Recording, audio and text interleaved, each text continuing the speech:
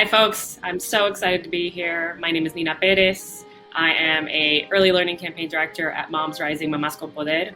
And what we really are here to talk about in this workshop is how is it that we do intergenerational organizing at Moms Rising.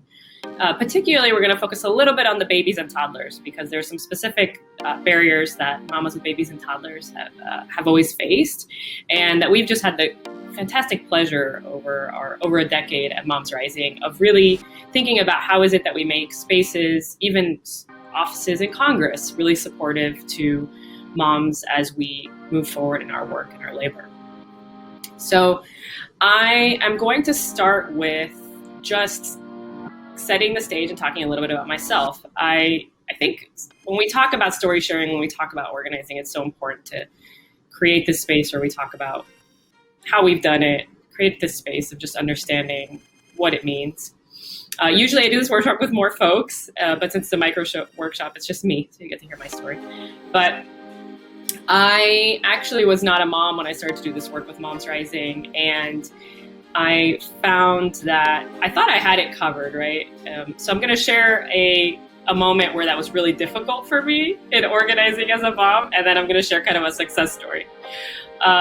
And one that was really difficult for me, that was this moment where I really thought, I've got this covered, was I went to the reintroduction of the Family Act, which is one of the bills in Congress really supporting paid family medical leave that you could take action on through Moms Rising. And I had my baby. She was in my carrier. I had my diaper bag. I had everything going. And I said, I got this. I'm going to go. This is my first event with my baby. I've been watching mamas do this for 5 years. I'm going to do this. So I get there and it's winter, and I had layered my child because it was winter in DC. And we get inside and she's hot or something. And my child is not having it. It's she just starts wailing. And even though I had been telling mamas for years, it's okay, it's important for members of Congress to understand what it's like, that it's real, I found myself panicking and I just wanted to get out of there, except that I left my diaper bag in the press conference and I couldn't go get it. And so everybody's trying to sneak in, figure out how to get the diaper bag, so I just want to leave. But then every member of Congress from here to Timbuktu is trying to hold my baby. And I'm telling them my child does not want to be held right now.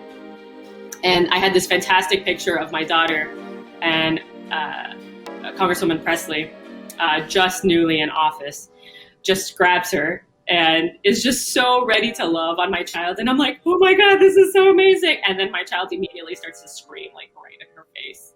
Please don't hold me. I do not care that you are a congresswoman.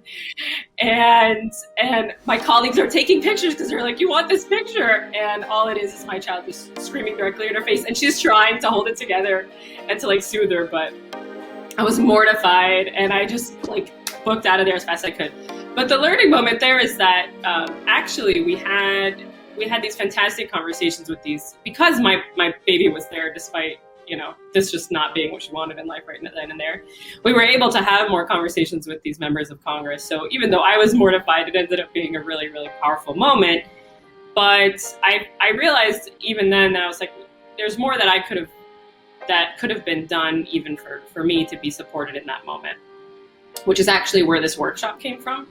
I decided to go and talk to Moms Rising moms who had just been over the decades coming with their babies to talk to us, to talk with us, to help shape our work. And I was like, there's got to be a better way to do this. And I've learned so much from them to the point where I've gone now to protests around corporate accountability with detention centers, and we've been tweeted out, right? And we've made an impact and really even trying to think, it was Wells Fargo who tweeted an image of me with my daughter and then said, we're going to stop funding private prisons. And so I don't know that it was just that picture alone, but it was this incredible moment of seeing that I went out with my baby and activism, and it was really impactful. So all stemming from this is that it's really, really hard when we're with our families, whether that is an elderly parent who maybe doesn't have as much mobility, right? Or maybe hasn't been as active in the space, or with your toddler or your baby who does not care that it's a member of Congress that's talking to them. And how is it that we make sure that folks feel really supported? And how is it that we can make sure we create spaces, even in these spaces that are traditionally unfriendly to families, to ensure that everybody that we can be our full selves in these spaces. Because I could have easily walked away from that family act situation, been like, I'm never taking my baby to an activism component or to an action component ever again. But that would have been a real detriment to me being present as a parent and just modeling for her what I hope for her will be her future. So I am going to go ahead and get started. So what we've done is that this workshop is typically an activity where we give you each an emergency bag of how are you going to support a parent or a family member in a particular scenario related to an action. But in absence of being able to be in person together, which hopefully we are soon in the horizon of all being able to do together, we've created polling scenarios. So what we're going to do is we're going to put a scenario up on the board for you. And we're going to have you vote on the different scenarios that we have presented. And you're supposed to find out of the scenario and the responses, what could have been maybe the scenario that you would pick to best support that parent or family member or person doing the action. So hopefully that sounds good. And just want to check in, are we ready to put the first scenario up?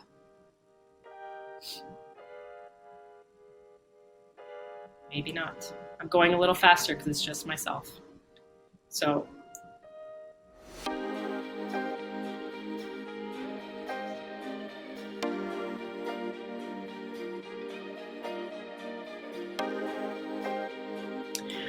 it should be up in just a second, folks. In the meantime, okay. So for the first scenario, we have, how would you react to the situation of a parent is at the state capitol and with their baby to share their struggles on accessing childcare, which is a really big issue right now and the one I work on as well. They are in line to testify when the baby starts getting upset and crying. What do you do? And of the possible responses, you'll see, let the parent figure it out on their own, take the baby and walk away, ask the parent what they need, and if the baby will be okay with you holding them and bouncing them around while they talk.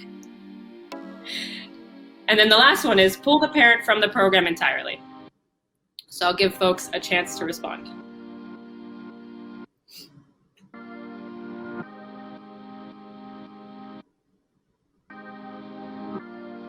And I'm actually not seeing the responses in front of me for our folks on the back end.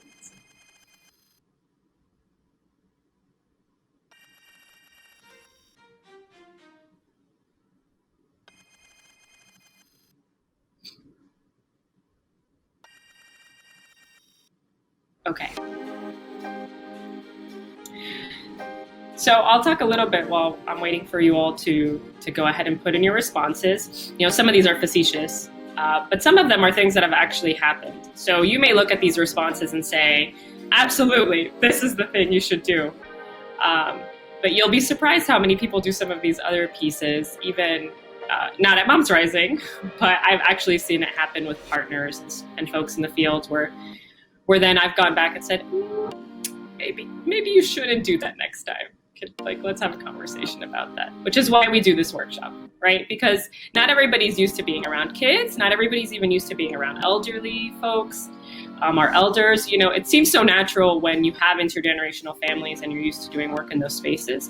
But particularly for younger folks and children, I find if they don't have siblings at home, if they're not used to it, then it's really important to make sure that we're guiding those folks and thinking about the ways and learning from each other. And this is where listening to families becomes so important. Families will tell you exactly what they need and exactly how to act to best be supported in these spaces. And so it's really critical that the first step is always we listen to families.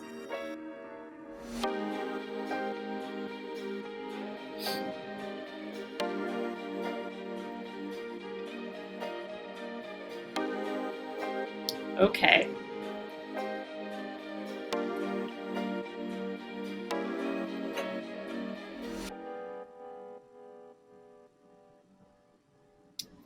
We're waiting on the last of the responses. I love that so many people are responding. This is great. I feel like you all are really thinking about this. Like, do I just take that baby? Or do I ask the parent?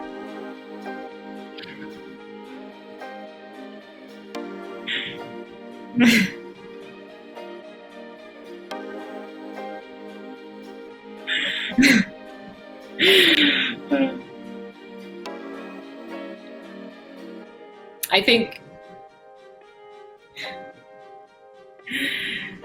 think the most I will say, as we're waiting for the responses, that the most commonly chosen is actually the first one, is let the parent figure it out on their own. And we'll talk about that in a brief moment.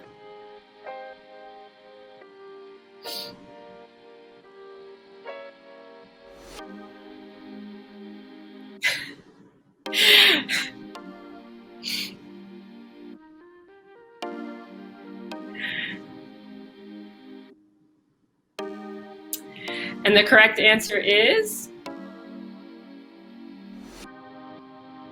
I might need someone to read it out for me because I'm not seeing it on my end.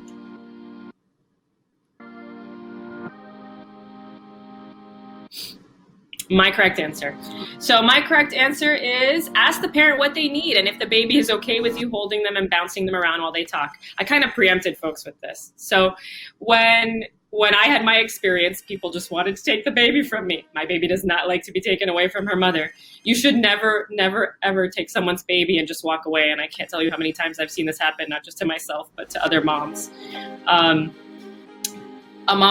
A parent, whether that be mom or even grandparent or dad or whoever that person's caregiver is, that is their secure base, and you need to never pull anyone away from their secure base. And the first one I think is really common because there's this idea that let parent figure it out. They know their kid. But what happens then in that situation is that the person feels really anxious and they're like, oh my gosh, what am I doing? This is a space that I'm not we're not used to parenting in spaces that are really formal spaces, right? Like in a grocery store, I'll just walk out with my kid if I need space. But in a space where you're there for an event and it's a very formal space, it can feel incredibly different and just really visceral. And so it's really important that we feel supported and in community, right? We're here to be in community. So listen to parent, ask parent. And if there's just some things that you already know, I always also just maybe try to distract kids. Maybe I'll just be like, hey, what are you doing? And while, parent is holding the baby. And I think that sometimes can make a really huge difference too. So let's go to scenario number 2. Scenario number 2, you've left a meeting with member of Congress to discuss paid family medical leave with a grandparent who needs mobility support, and you are running late to a meeting with the next high priority target legislator. What do you do? Possible responses. Tell the older person they can sit out the meeting and let the others go ahead. Call the office while you walk over and let them know you are running late, but on your way. And follow the pace of the elder to get to the office. Rush the older person to move faster. Cancel the meeting and reschedule. So I'll give folks a moment to go ahead and submit their answers. And this is also, by the way, we're talking about it as a person who's older, but this could also be someone with other mobility needs, right? This can be someone who is in a wheelchair, has a medical condition that has a medically fragile child, for example. Little Lobbyists is a fantastic organization who lobbies with medically fragile children. And so this is more about a mobility conversation in addition to thinking about our elders.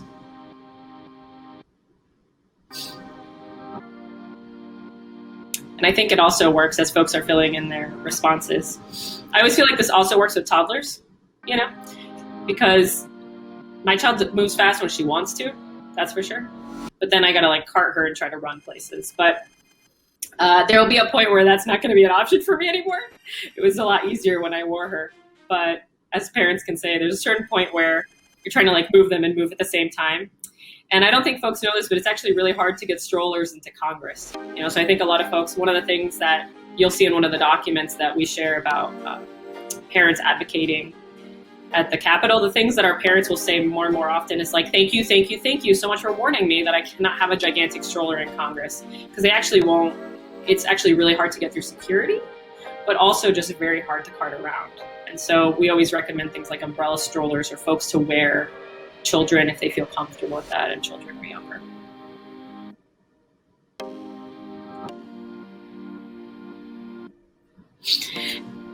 Excellent. The responses are in, and folks picked call the office. Yes.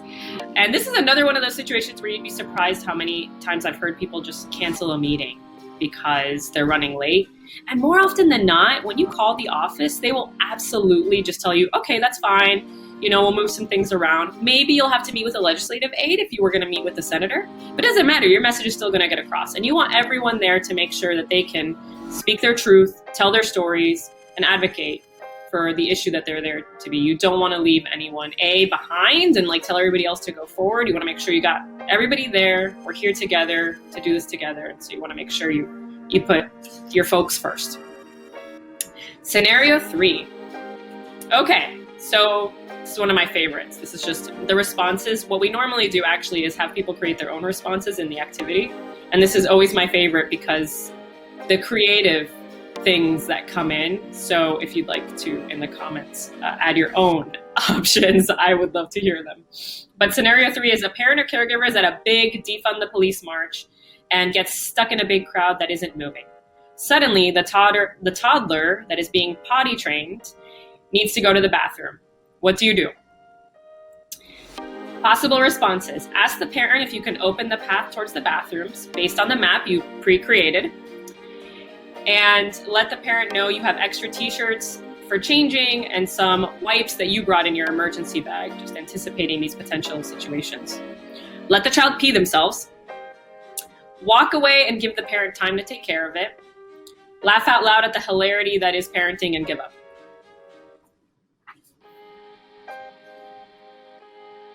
And I feel like I've kind of given away the answer already for you all on this one a little bit, but you'll see that there's a common trend here too of walk away and let parent take care of it.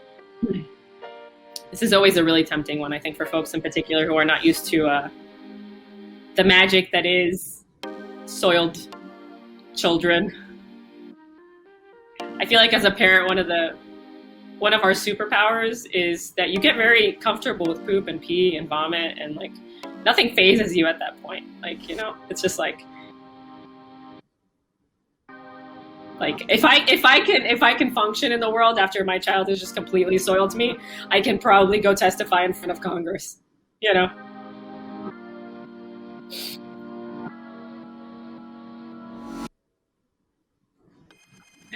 Great. So you all did great. You chose the first response. Absolutely. So the trend here is you always ask, right? Ask parent. And if you know you're going to be in a situation with younger children, I think there's always this moment where folks expect parent to have everything that they need on them, right? Well, they know their kid, they're going to have their wipes, they're going to have their diapers, they're going to have everything on them. But the reality is that getting out of your house as a parent is incredibly difficult. To just get somewhere on time, there's more than likely that you've forgotten at least something, right? So having things like just t-shirts, right, that are also maybe the t-shirts of your campaign or the t-shirts of your organization that also have your branding on them, right? It can just, if you have them on hand for that purpose, you can also have them for the purpose of just emergencies, right? This also works when a mom is testifying at an event of any kind. If baby throws up on them, right? Then you have an extra t-shirt, preferably in lots of different sizes to honor folks' different bodies. And you can say, I've got this t-shirt, you want to change it to the t-shirt instead? I've also have actually asked and traded my shirt with folks when that was an option. That's often not an option because it assumes folks are the same size, but I've actually done that. It's been a real need because I did not have the t-shirts with me. So always have backup plans. So some important things to just keep in mind. We've talked a little bit about this already, and thank you so much for coming to this workshop. I think one of the things that we often get asked as an organization is, how do you organize parents? It's so hard. And I've actually even gotten this from, we did a partnership with a couple of different cities, and cities would ask us, how do you best engage parents? And I would say it's to listen and to really think of what families need and center the needs of the family. So for years, for example, we've done, not recently because of the pandemic, but we've done these big events on Capitol Hill on the lawn to bring members of Congress, particularly on childcare. So we did a 1K pre-K, and it was a game where kids would do a relay race around pre-K. We did Chutes and Ladders, a big, gigantic Chutes and Ladders game on the Capitol.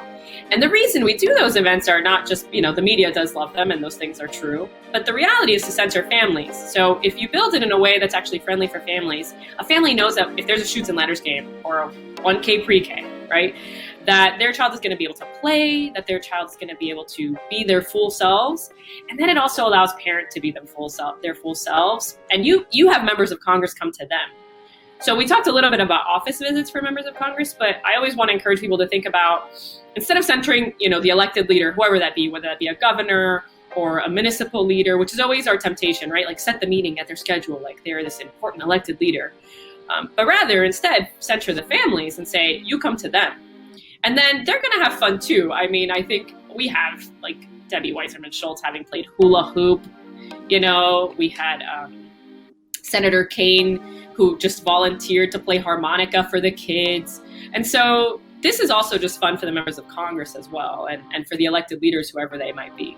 So to really think about centering families and not shying away from that, not thinking that it's going to impede the work that you're trying to do. Rather, it's actually going to strengthen the work that you're doing and really lift up. And then grandma and grandpa will also have fun at this event because they're watching like their grandkids run around, or, and so it's an event that then can work for everyone.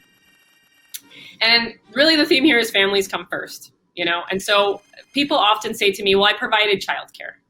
Well, providing childcare is not enough. A lot of parents will tell you that there's a lot of vetting that goes into, who cares for your child. So one of the big fights right now for childcare is making sure that parents have meaningful choices, not just in their neighborhoods, not just in terms of quality of care and representation, particularly making sure that the folks who are caring for our kids are representative of our community and our families, but also just this sense that you can actually get to know people, right? Because you're handing over your heart when you hand a child over to a child care center or an in-home family care provider, or even to your own parents if you have or your own family member, or your tia, or your tío, right? Whoever's taking care of your kids. And it's always surprising to me that people are like, well, I'll just provide childcare and no one's ever going to meet this child. Like no one's going to ever meet the childcare and just feel comfortable putting their children in the care of someone that they've never met, which is really not the case. And so I really encourage folks like, yes, provide childcare. There are folks that are going to be comfortable with that. And that is a really important component for events. But I really like to challenge folks to think about how is it that you integrate families into the event, as opposed to trying to relegate children into childcare and just saying like, click that box, parents are going to come because I'm offering food and there's childcare. That's not really the case. Most folks want to have something that they're going to be enriched with their children at the same time. And most folks won't want to be separated from their kids, or at least a good chunk of your folks. So you're going to miss out on having more families come to your event. So you provide both options and then folks have a choice, right? It's about meaningful choices of how you enter a space, not feeling like you have to kind of set your child aside or the elderly parent that you're caring for, right? A lot of folks are sandwich generation folks who care for their parents and care for their children. If you make it an event where they can bring their family, they will be there and they will be active. And then it means that you've allowed them that you've created a space, not allowed them, you've created a space where they can be present with their full selves, be engaged, but you haven't asked them to create this whole barrier of caregiving that makes it harder for them to participate in the event. So I am also, at Moms Rising, in this kind of grain of just really having folks be engaged, we've provided a couple of links, and I will depend on others to share those links in the chat. Or am I able to? Oh, I'm able to. I just found it. Apologies, you all. I am not super technologically savvy. And like I said, I usually do this in person. So I'm going to go ahead and share some of the links here. So the first one that I'm sharing is a resource that we created actually with an early childhood mental health specialist that we've worked with for years. And so one of the questions that we're often getting, like, is it appropriate to take my toddler to a march, for example? Is it okay to bring baby into these spaces? And, I know my kid, but am I doing the right thing? And so we worked with this early childhood specialist to basically create a guide for parents to help them think about when we bring our kids, when we don't, particularly kids who are older, actually, because I think we have this temptation, like we want to raise our children in the movement. They're also their own independent folks. And so we need to make sure that not only are we engaging them in our interests, but we're also engaging in their interests, and make sure that it's a choice on their part and that we're not, so she gives lots of different examples of how we can do that. That I think is just great for folks who are parents in the space themselves or organizing parents. And then the second piece that I'm sharing is, like I said, this workshop came out of a desire to really share learnings from all these fantastic parents who have been doing this work with Moms Rising for years, our storytellers, our super volunteers, our fellows. And so we brought together a group of those who had really been doing it. Meredith Dodson actually started with her daughter, I think newborn. She was so little. We used to call her baby lobbyist. And so we brought a lot of these folks together who had been doing this work and had lots of learnings to basically say, how could we make this better? How could parents feel more supported? What would you share with parents with children of various ages? And this one focuses a little bit on younger children, but what would you do in these? What would you tell the next generation of moms trying to do this work and parents?